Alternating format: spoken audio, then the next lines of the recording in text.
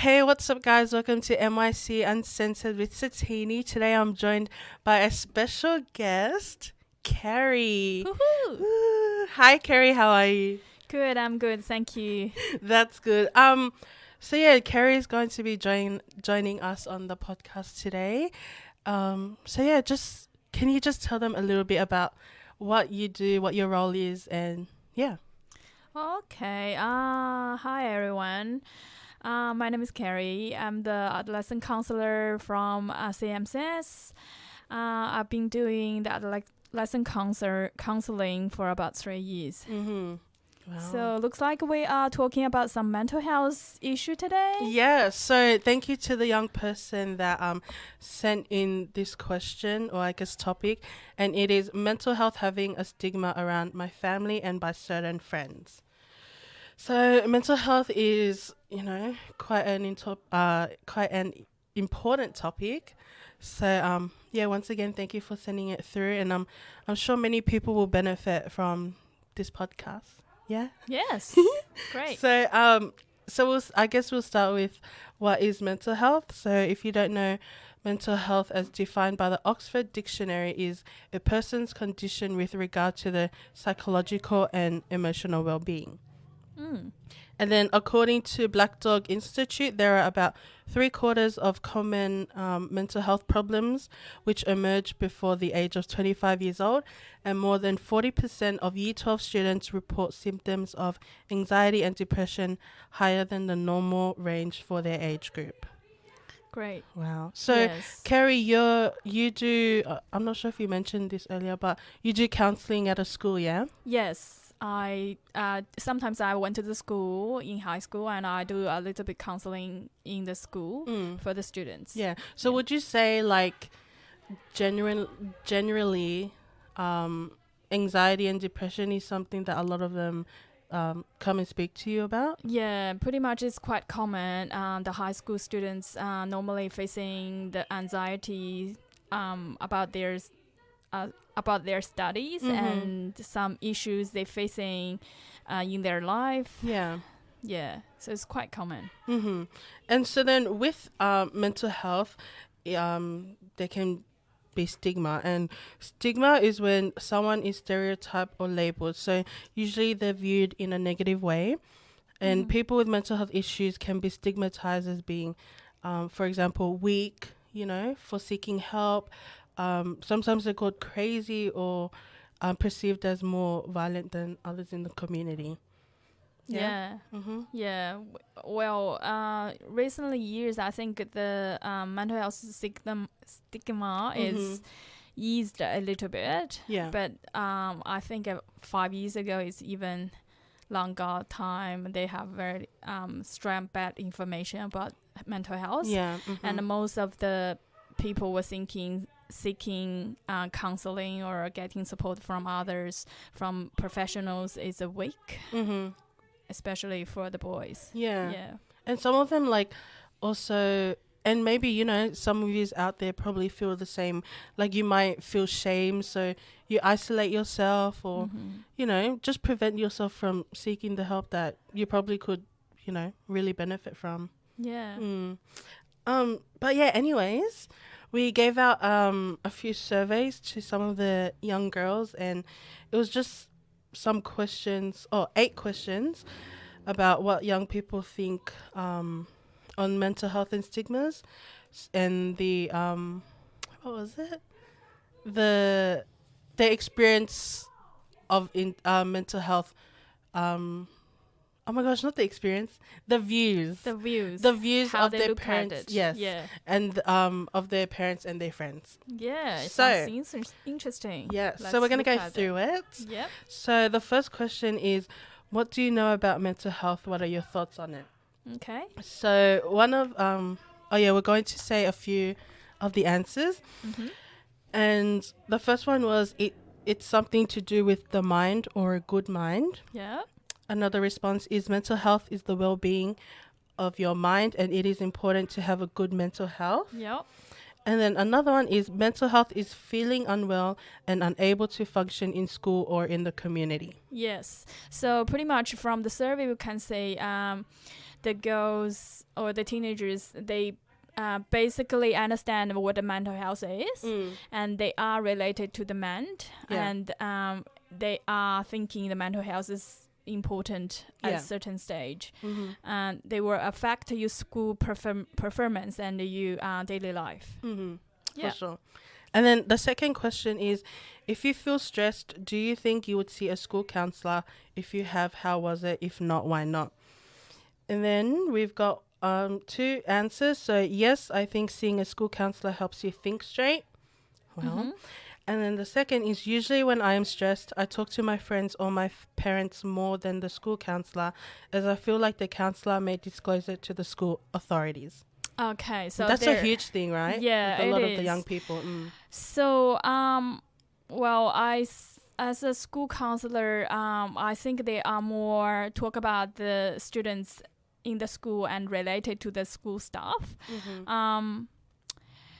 Looks like they probably have some of the students maybe have worried about the school counselor gonna disclose some information they tell them. Yeah. But normally they won't do that. So don't be too worried to talk to them. If you do need to talk to someone, you can talk to them, or you can find in some other professionals. And the family support is a good way to do as well, as same as your friends or someone you trust. Yeah. It's better not to be hold on to yourself. It's not good for your health, though. Yeah. Mental health. No, I agree. And then the third question is, have you seen a school counselor before? If so, how was it? If not, why not? So these are 2 very interesting responses. So the first one was, yes, it was good. We talked about a lot of stuff. That's good. Yeah. And then the second one is, yes, they emailed everything I said to my mom. Why got this answer? I'm shocked. Really, Yeah. I don't think whatever the school counselor did is not appropriate.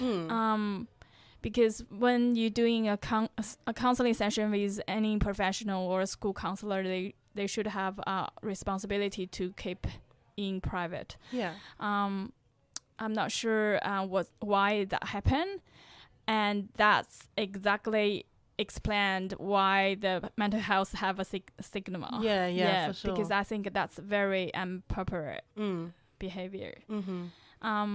Hopefully you guys, when you're going to see counselor, then they don't do that things to you to give you a bad experience.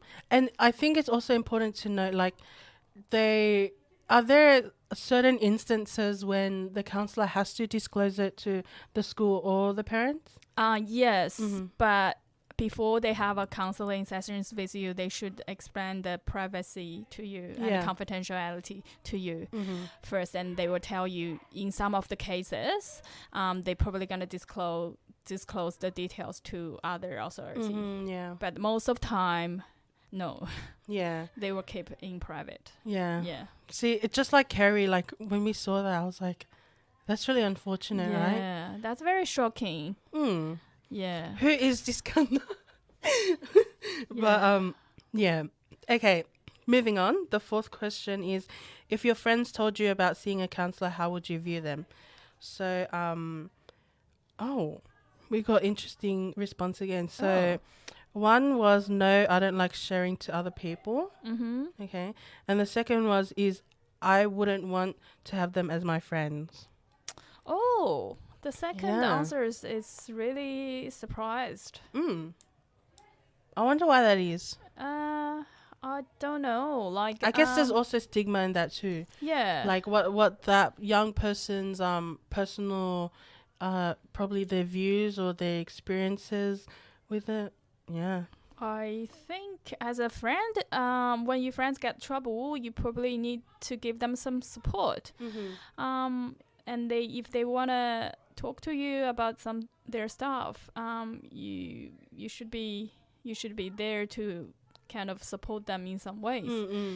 Or you can tell them, I know some professionals or counselors. You can talk to a counselor if you feel more comfortable. Yeah. No, that like at least they're being honest, right? Yeah. I mean, personally, if I had I would want to be able to open up to my friend and tell them. So I would want them to do the same to me. Yeah. If that makes sense. But I'm sure you have your reason out there. Whoever you are, we appreciate the honesty. So yeah, and then number 5 is, how do you handle problems in your life? So 1, I try to ignore it and not to overthink about it. A lot of people do that. Number 2, I ask my mum for help. Another is taking a walk or watching a movie. Get upset about the problem or use my mobile phone to distract me. Yeah, from the answers I can say, the young person normally uses 3 ways to overcome their problems. They either avoid it or get something to distract them or talk to the parents. I say these 3 ways are good, but they are not best. I think you need to kind of facing your problems when you can or when you're ready. So you probably need to talk to some professional to overcome these difficulties and learn some skills to manage if these difficulties coming again. You can distract yourself, but it won't last long. Because eventually you're gonna have to deal with it. You know? It's just basically postponing that problem. That's right. But you're eventually gonna have to get back to it. No? Yeah. I agree. And then number 6, how do you overcome mental health?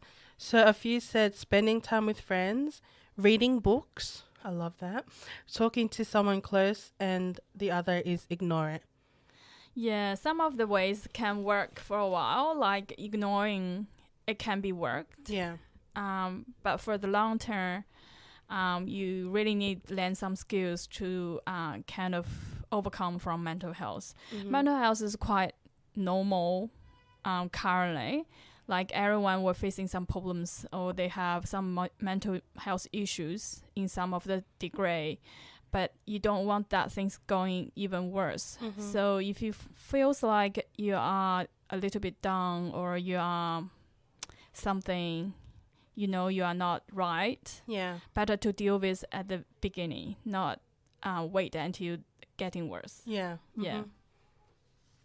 And then, so we've got 2 of the same questions for the last 2. And the first one is to friends. So if you want to go see a counsellor because you're feeling a little bit down, how do you think your friends would react? So we gave different choices. It was, that's not a big deal, get over it.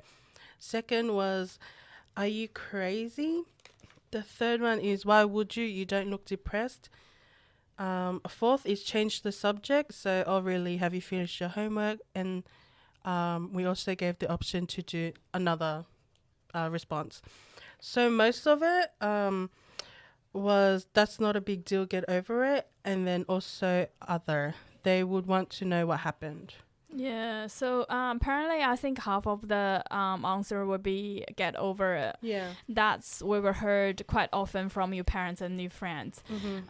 That's why the mental health stigma is there. Because maybe the parents' generation, they don't know how to deal with mental health and they don't really have that concept about mental health. But nowadays, you can have choice to choose how to maintain your mental health and to kind of overcome your mental health issue. I encourage the young person listen to this to get some help or at least talk to some adult you trust. So where does mental health stigma come from? So it can come from cultural differences, the mindset passed down through generations, influence of media such as movies and shows, misinformation and bad experiences. I think most of it is coming from the movies. For example, in the movies, the psychologist always described as man reading, or some people with wonder wand can know exactly people thinking and control them do some stuff. Is totally wrong. Yeah. And it's just really not it. Yeah, it's not that like that at all. Yeah. The counselor session is definitely not that at all. And yeah, so then how do we overcome that stigma?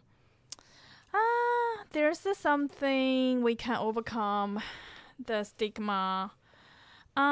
Firstly, you probably need to give a try and find some professional counselor or some people doing the good job, and give it a try and say what counseling is.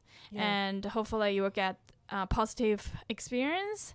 And when your friends or your family talk about that, you can tell them, oh, it's not like that. I've tried. It's like what? It's a good thing. Yeah. And then you can also find a counselor through your local GP, right? So I think, is it 10 sessions? I think it's 6 to 10. Depends on Yeah. So if you're having any mental health issues that you wanna talk about, just speak to your local GP, and they should be able to refer you to someone. Yeah. So. Or you can refer yourself to us, or to some. You can talk to the school teacher and say if they can refer you to some professional counselors as well. Or you can ask your friend if your friends did some counseling sessions before. Maybe ask your friend to introduce you to the counselor she's seeing. There's a lot of ways to find the professional counselors. I'll also add probably joining a support group, or support or peer group. I think for a lot of young people, it will probably be a little bit more comfortable. For some of you out there that want that option, to see other people your age kind of going through the same experience. I mean, it's not a good experience, but I think that, I don't know, you might find comfort in that. Yeah. Also, you can find out some program or activities in your areas, such as in Maryland's Youth Center. They running out of different program and different activities. You can socialize with the people in your group, in your age, and maybe you'll find someone facing the same problems as you. Can talk to them and talk to the adult or organization about your problems. You always can find the way. And then I guess one more is helplines. So if for whatever reason you don't want to go out there into the world, or walk into a service, then there's a lot of online services that can help you, anonymous helplines, and it's probably you might not get the proper help from it. They probably won't go into too much details about yourself, but they give you a general information about the things, and they probably give you some tips and to let you get overcome it with your difficulties. Especially for the people who feels like they are depressed, and I encourage them to talk people online. There is a website from government, and you can chat with them online 24 hours. And don't hold it, and you feel like if you feel very down and you feel like you've been tracked, better to talk to someone or chatting online with someone. So I think just overall seeking support, whether that's from loved ones or a mental health professional, is always a helpful step towards overcoming that stigma and just improving your mental health. Okay. But yeah, I think that's a wrap for today. Yeah. That was fun. We talk too much. I love it. And yeah, like we mentioned all those tips and stuff of how to overcome it or who to speak to, but there will be mental health services in the description, Yeah. so you can always check that out if you want to access it. But Sure. yeah. So how was this episode for you, Carrie? Oh, first time doing this, but it's lots of fun. Yeah, and yeah. a bit nervous. Yeah. And hopefully, if someone needs some help, I can provide the help for them. For sure. And if you really want to talk to someone, I'll be there for you. Mm-hmm. Cool. That's beautiful. But yeah, as we said, like mental health, the stigma is, I guess, lessening these days, and there's more awareness and people are being more open and talking about it. Which I love, you know. Yeah. And it's yeah, I'm just really glad that the world is moving that way. Yeah, I think the world is changing a lot Mm. related to the mental health. That's the opportunity for the young person Yeah. to express themselves in the in the right way. Mhm. It's very good. Yeah. I'm really glad you guys have that chance to talk Yeah. about it. Mhm. Yeah. No. Okay. Okay. Well, thank you guys for listening. All our social media and stuff is in the description, as I said, along with the mental health organizations. If you ever have a topic or question, you can just DM us on Instagram or submit it anonymously on the Retro Spring link. But yeah, we'll see you in Great. another episode. Thank you, Okay, Carrie, again. Thank you. Okay, thank you guys. Bye. Bye.